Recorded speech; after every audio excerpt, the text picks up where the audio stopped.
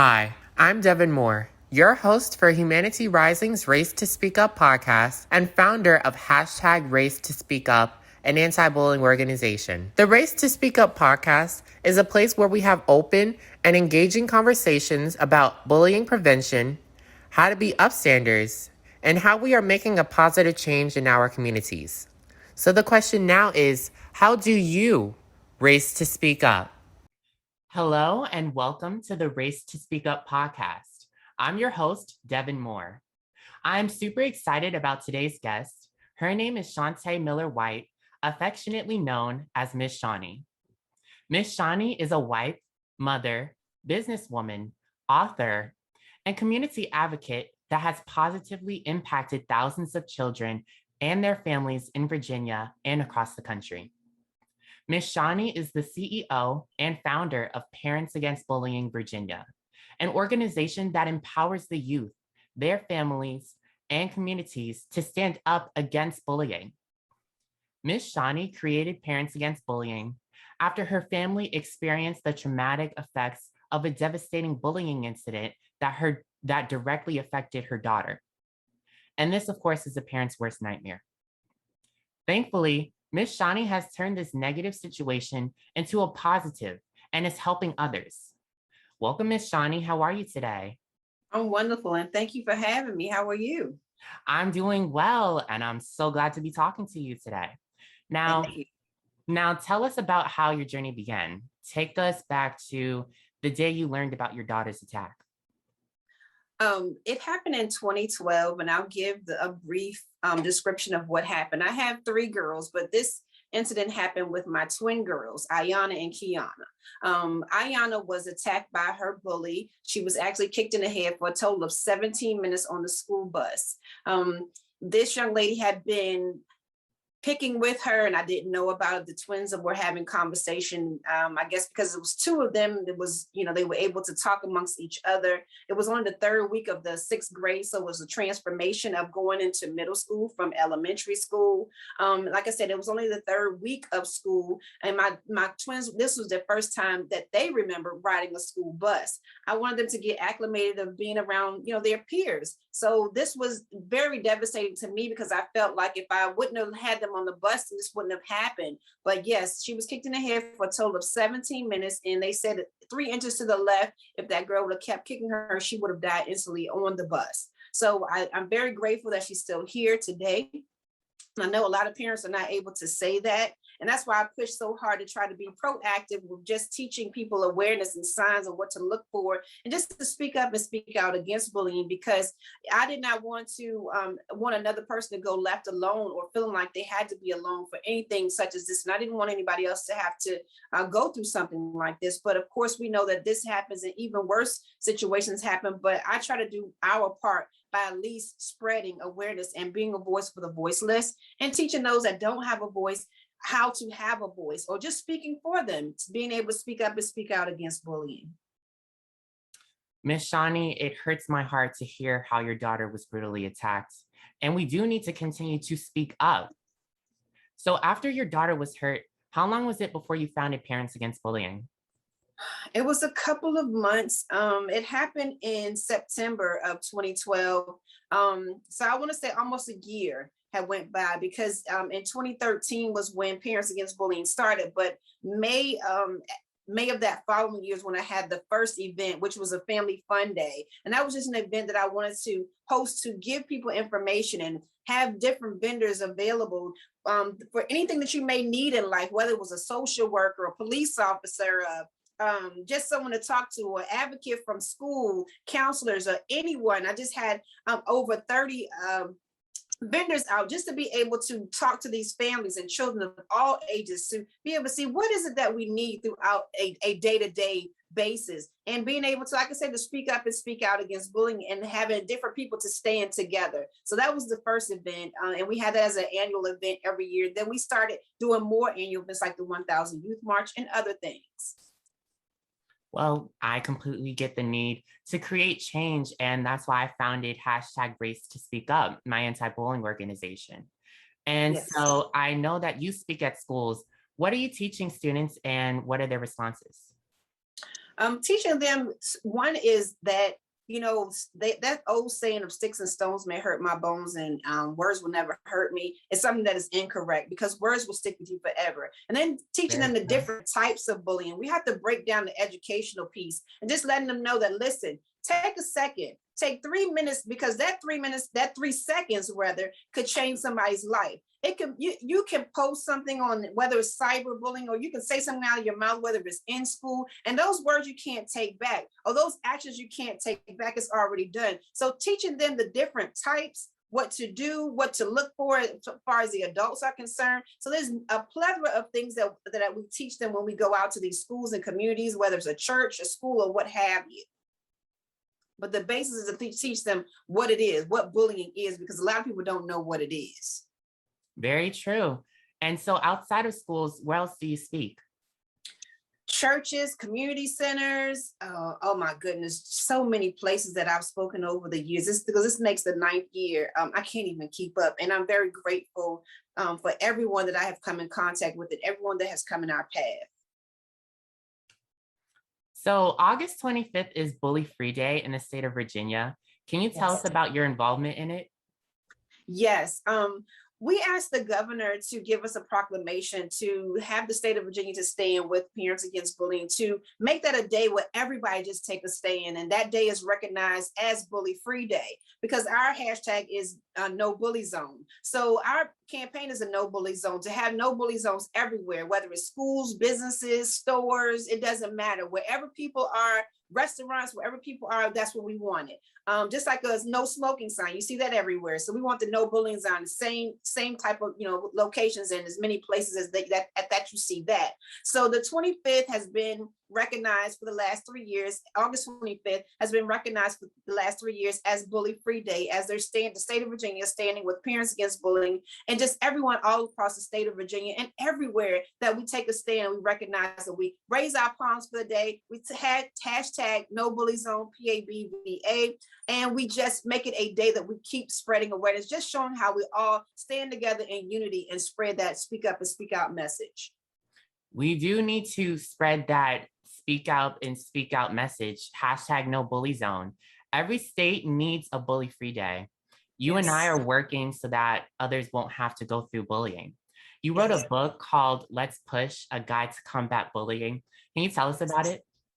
Yes. Let's Push, a Guide to Combat Bullying is a small guide, just a start of just letting people know, like I said, what bullying is, some tips for that you can understand whether you're a 0 to 100, and just telling the story about the background about Parents Against Bullying also. And like I said, just giving that resource guide and giving other information on where you can go to find more information, other links, other websites, other companies, organizations, or what have you. So that was the first book. And I plan to write many, many more books, but that was my first one. And I was definitely grateful to be able to at least get that out so that people can have something, because I felt like I was getting so many calls and so many emails from all over the world that I know that I wasn't going to be able to talk to each and every person. So if I was able to do a book, then people that I may not be able to get to will be able to put their hands on that and be able to get some of those questions answered that they do call me with or email me with. Ms. Shani, I'm so thankful that you wrote a book that not only gives tips about bullying prevention, but it allows for others to learn about a real life bullying situation, your real life bullying situation. When you share a story, when you share your story, it lets others know that you're not alone. There's more that are going through this bullying, and we can work together to put an end to it and we can work for a greater change, a positive change in the world. You are also the CEO of Push Professional Consulting. Can you tell us about this? Yes, Push Professional Consulting. Well, Push stands for patience, understanding, stability to handle your business. And like I said, I was getting so many calls on, for advice or help or something that I have been through that, maybe I could assist them with. So I said, you know what? I need to make this a business as well, because of the fact that I'm giving out information, tips, and I'm even going in to advocate for families inside of schools, jails, courts, and what have you. So my godfather kept talking to me. He's like, you should be a consultant one day. And I was like, really? Like, I didn't know. But I thought about it. I said, you know what? You're right. So I turned it into Push Consultant LLC for about 3 years now. And so yeah, that was the birth of that. From Parents Against Bullying Virginia. Miss Shant'a, that's amazing. I mean, starting with an idea and going through with it. I mean, the whole thing with Parents Against Bullying, starting with something that happened and then just going with there to create change, professional consulting. And so you are also working with an educational program called Starbright Kids, or Starbright Kids. Can you tell us about it? Yes. Right before the pandemic happened, there was a puppet ministry that was following Parents Against Bullying. And I always thought, I wanted to do something with them. I just didn't know what. I wanted to partner with them for something. Well, we started to work together, and I said, you know what? Let's create something for Parents Against Bullying that we could continue to spread awareness, even through being, in the puppet program. So it's not just a puppet show, it's a puppet program where we're able to do puppet program shows on, across the internet. Plus, once we're able to travel again, we'll be able to go in person and things of that nature. So Starbright Kids was birthed from that over this pandemic. And I'm so happy to be working with SCBC Puppets and Praise. They're my partners with that. But Starbright Kids is our new baby, which is our puppet program. And I'm just so excited. Olivia is one of our main characters. And Olivia was my grandmother's name, and she's passed on. And so that character is Olivia, and Winfred is the male character, which is my godfather. And those were two influential people that were in my life. So I said, well, let's start with them. So it really has birthed into something bigger than I ever thought, but we have a whole lot more in store that we're working behind the scenes. And I cannot wait for the world to see what's going on with Starbright Kids. I can't wait either, Miss Shant'a. It's great that Starbright Kids gives children a way to learn about how to create a world of self-love and positivity. And learning it from a young age, it aids in creating a better world for future generations. Absolutely. With this, and as well as I do, Devin, you have to get creative. It's not that we're trying to make this fun and games, but we want everybody to be able to understand it. We get very creative, but it's a very serious message behind each and everything that we do. So Starbright Kids, along with Parents Against Bullying, is a very serious situation, a very serious message, but we have to make sure that we continue to make sure that everyone understands it. You can understand at any age, any level, or what have you. So we have something for everyone. We want people to take what we're learning or what they're learning from us and use it in their everyday life, like #NoBullyZone, Starbright Kids. We want them to use it in their everyday life to create a better world. Yes. Working to make real changes in this world is very rewarding, but what has been the most challenging part of your journey? The most challenging part, I have a couple, but one that I can think of right off the top of my head is, you work so hard and you try your best to save the world, and you can't save the world. You have to understand that you may only be able to help one person out of 1,000 people that you talk to, but key in on that one person and continue to keep pushing. Don't let anything tear you down, and don't let that stop you because you weren't able to save all 1,000, because we can't do it that way. This and things that happen to us is not for us. So I also keep that in mind as well, and just continue to use whatever piece of positive from it, because that test from the 2012 that I gave you that happened on the bus was our testimony now. So this journey still is going to have tests. So we're just going to keep building on our testimony. So I have to hold on to our positives and change them, our negatives, and change them into positives, because we wouldn't be able to have a mental straight, being if we weren't able to do it that way. Something that I tend to say is, well, what you said, like just helping one person and helping them learn about bullying prevention, or just having that, or helping them in their bullying situation, it always brings a warmth to my heart. It helps not only them, but it also helps me, because I know I'm doing good, and I know that we're doing good. Okay. What has been the most rewarding part about your Parents Against Bullying journey?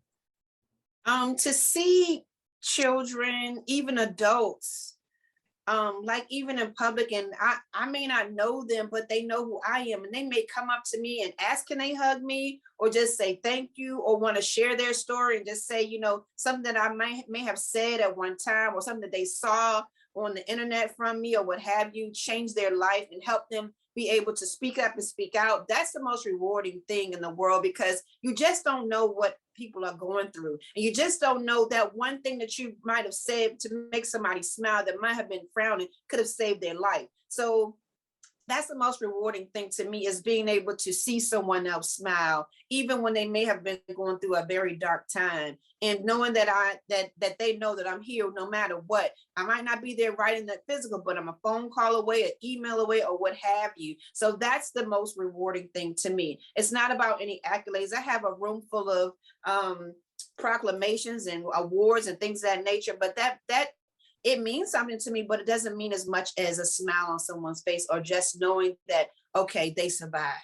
They can continue to push, or they're still here, because there's so many families that their kids are not still here. That bully side is really serious. So, like you said, we can't save them all, but the one or two continues to have us to keep pushing to do what we know that we need to do, what we're here for, what our assignment is. I completely agree with you, Miss Shawnee. I mean, there's been so many people who have reached out to me, and they've said that whether it be them just telling me about their bullying situation so that I can help them, or they just need a friend because they've gone through bullying and they know how hard it is, or even them just reaching out to me because of the positivity that I promote on my social media. They do want to talk, they do want to speak up. We just have to encourage them. We have to Absolutely. let them know that we're here for them, and we will always be here for them. Like you said, a phone call away from, not in the physical, a phone call away, Zoom call away, we're here. Right. That's definitely a rewarding part of both of our journeys. I know Absolutely. I know something else that's extremely rewarding for me is being a teen ambassador for Parents Against Bullying. What's the importance of having teen ambassadors for Parents Against Bullying? Being able to have you guys' opinion, having you guys to be able to do what you like to do, as far as speaking up about this particular topic, being able to see you guys grow and go, meaning to do what you love to do, just in your own element, and not me having to tell you what to do, but you tell me what you would like to do with this platform. So I admire each and every one of the teen ambassadors that I have. I love each and every one of you guys. And I love to see the things that you guys do, as far as, because you guys are very creative, and you get very creative. And I give you guys that leeway to be able to do whatever it is that you want to do. And I have no problem with giving you guys that platform. So that's very rewarding to me. And it warms my heart that it allows you guys to have the voice, and not an adult telling you what to do, or how to do it, or why to do it, or what, or which way to do it. So that's my big piece with that. And I know that you just said that we're creative. Can you give examples of how we show this message of no bully zone? I know that you have ambassadors, including me, posting on our social media our messages of no bully zone, or just don't be a bully. You need to understand what that means. So can you tell us more about how we, or give us examples of how we do that? Well, one is, you guys do videos, and you do put things on your own platforms. You guys run our Instagram and our Twitter accounts. Also, we take pledges. You guys get people to take the pledge to state they're going to join us with this whole speak up and speak out against bullying, and hashtag no bully zone, PAB, or what have you. So it's so many things. And then you guys still are adding more things to the platform of creative abilities to be able to continue to spread the word. And y'all young minds are much younger than Miss Shawnee, so y'all can come up with some amazing things. And I'm just like, okay, let's do it. So yes. So that's just to name a few things. I am always happy to not only hear that, but always happy to add on to the Parents Against Bullying, No Bully Zone message. And so, what are your hopes for Parents Against Bullying moving forward? Oh my goodness, that we add more ambassadors, that more peoples take a stand with us. that we continue to grow the message and more people take it serious to really speak up and speak out and stand with us to stand against bullying, because it's serious. We're losing too many of our youth, our adults. This message is very serious, and it goes hand in hand, and people don't know it. It goes hand in hand with so many other things, such as gang violence, gun violence, domestic violence. All those things go hand in hand. Gangs are just organized bullies. So people don't look at it like that. And, you know, and so I need for them to open their mind and open their horizons and take a stand with us so we can continue to grow this message so we can one day just stop the bullying. Bullying comes in way too many different forms. It shows itself even in the simplest ways, whether it just be like saying something online that's rude, or saying something at school that's rude about someone, but it's repeated, it keeps going on. So I want to ask you, how can we promote more positivity in our lives as the youth? Could it be on social media? How do we bring it back to the schools? I know we've been talking about the no bully zone, but how are we able to promote more positivity? I think right now, I think social media is the way, and you guys have so many platforms that you can use. I know this one is TikTok. TikTok seems to be the new thing now, and you know, making more TikTok videos about just the importance of standing against bullying and getting creative that way. I don't want to sound how can I put it? I'm just gonna say it. Social media is just the way. It's just like that's what everybody is like keying to, and they cling to, and you know, they listen to and they follow that stuff, and like it's like you go viral, and oh, let me just do it, you know, like this crate challenge. I'm like, let's take things that are serious like no bullying as much as we do this crate challenge. Come on, you're hurting yourselves. We're hurting with this bullying, and we're hurting inside and out. How can we make this grow and go just as fast as this crate challenge? That's very true. I mean, we see stuff like that, stuff that's trending. But why can't positive messages when it comes to bullying, or just when it comes to promoting kindness, promoting confidence, why can't that be trending? Why can't that be the main thing that we look at, you know? It can be, but you know, a lot of the times it will take a famous person to say it and do it, and then it's like, oh, I'm going to do it because XYZ has done it. Oh, did you see that such and such said something about it? Oh, we're going to do it now. So it's like it depends on who says it, or who catches on, or who starts to promote it, or who puts the check mark on it, or what have you. Then it starts to be trending. I mean, I hate to say it, that's true. Yeah, it's very true. I mean, I see all these, whether it be just internet famous people or these like superstars, them saying that one thing, people run with it. People, they listen to that, they use it in their everyday lives. It could just be like a phrase, they use that in their everyday lives. Why don't we use the phrase, how do you raise to speak up? How do you promote this positivity in your life? Or this needs to be a no bully zone. We need to race to speak up against bullying. We need to create a space where we can feel comfortable in ourselves. Yes. I mean, when you're going to school, you shouldn't have to be going through bullying. You shouldn't have to feel this fear of being in a classroom with your bullies. That's not what you're going to school for. Or even online, whether it be online school or just in general, people shouldn't be saying things about you. But that's why we have us change makers to create that change, to create that safe space. Even with this podcast, the Race to Speak Up podcast is a safe space for us to talk about our journeys, us to talk about how we're promoting kindness and helping others. Yes. Shani, you are very strong. I mean, even after going through the horrible effects of your daughter's attack, you continue to push forward in order to create a bully-free world. Another way that you've shown your strength is by being the survivor of throat cancer. You're the ambassador for the Head and Neck Cancer Alliance. Can you tell us about this? Yes, you know, this is all that I have been doing for years, is talking, right? And 2 years ago, I was coming down the street and I kept feeling this lump in my throat, and I didn't know why. And I was fighting with the doctors for about 6 weeks, And I was just like, can you do something about it? Because it was just getting larger and larger. And I didn't know that I was literally choking to death. And I was still on school tours. No one knew it. I was still, I had speaking engagements. I was at schools where I was doing 2,000 and 3,000 students at a time, running around the gymnasiums, hollering, screaming, and having fun and what have you. But afterwards, I would literally be choking to death. Going to sleep, I would be choking. At the time, my husband, he was my fiance then, would wake me up. And, it was times that, it could have been I didn't wake up. But, I fought and went to have one surgery done. And they came back and said, they found cancer in my throat, and that they had diagnosed me with head and neck cancer.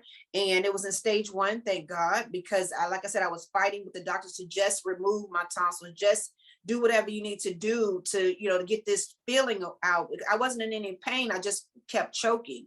And out of the blue, and I didn't know why. And they thought that, that I wasn't going to have a voice after they did the second surgery. And I have a scar from behind my neck to the middle of my throat. And I was in a surgery for 7.5 hours, my second time. And they were just a couple of months apart, my first and second surgery. So people didn't know what I was going through. I still took phone calls in the ICU unit, talking to parents. And the doctor was like, ma'am, you should not be on the phone. And, I don't know, I have the love for helping. I just have that sense of wanting to help people. And I was literally on my deathbed, Devin, and I didn't even know it. And I'm just grateful to still have a voice. And I know that it is a reason that I have a voice. And that's why I won't stop speaking up and speaking out against bullying and whatever else that I have to do to keep spreading the message, spreading awareness. And I am happy to say I'm cancer free. This is my second year. As of August the 12th of this year was my second year anniversary. So I'm just praying and thanking God that I'm still here and able to still talk to you guys and still work as hard. And people ask me all the time, well, why do you still push like this? Your girls have graduated college now. And I'm like, it's not about my girls. This isn't just about them. It's about other people. And that what happened to us was for us to help others. Because my girls still have times where they are down just, from what happened to them in the 6th grade, and they're 20 years old now. So that scar doesn't go away. We just have to, like you said, encourage them, go day to day and keep, speaking life into them. And that's about it. That's all I can do. Miss Shani, you really are strong. You Wonder Woman. The way that, what? I'm sorry? It's not easy, but I have to do it. I know it's not easy. I mean, I can only imagine going through throat cancer or just cancer in general, which God forbid, but still being someone who's so confident and passionate. I mean, I understand being passionate about helping others. I mean, you go online. I remember there was this one time, this is dealing with cyberbullying. I went online, it was on social media, and I saw this. It was a collage of a bunch of young children who they killed themselves. They killed themselves because of bullying, which is not at all right. But there's no but about it. It's not at all right. This is why we need more people like us. This is why we have people like us to help others, to show others that there's a way to speak up. You have your voices and you need to use them. We're encouraging that. We're not only educating, but we're letting them know that we have our stories where it's not only you who's going through bullying. We've gone through it, and we've chosen to do something about it. And we want to help you do something about it. Yeah. So, Miss Shani, this is a great conversation. My last question for you is, how can people find you? Tell us your social media platforms and your website. Yes, our website is www.pabva.com. And on Instagram, we're p.a.bva. And on Facebook, we're Parents Against Bullying Virginia. So please, by all means, if you need to reach out to us or just want to take a stand with us, please follow us, reach out to us, contact us, or what have you. We're here to stand with you and for you. Thank you so much for sharing your inspiring journey with us, Miss Shani. The work you're doing is important, and it is the positive change that we need in this world. Thank you all for listening. I hope to see you guys at future Race to Speak Up podcasts. If you have any questions about the Race to Speak Up podcast, feel free to contact me at racetospeakup@gmail.com. Make sure to follow at Race to Speak Up on Instagram, Facebook, and Twitter for updates on future podcasts. For Humanity Rising scholarship opportunities, visit our website, www.humanityrising.org. Remember to ask yourself this question: how do you race to speak up?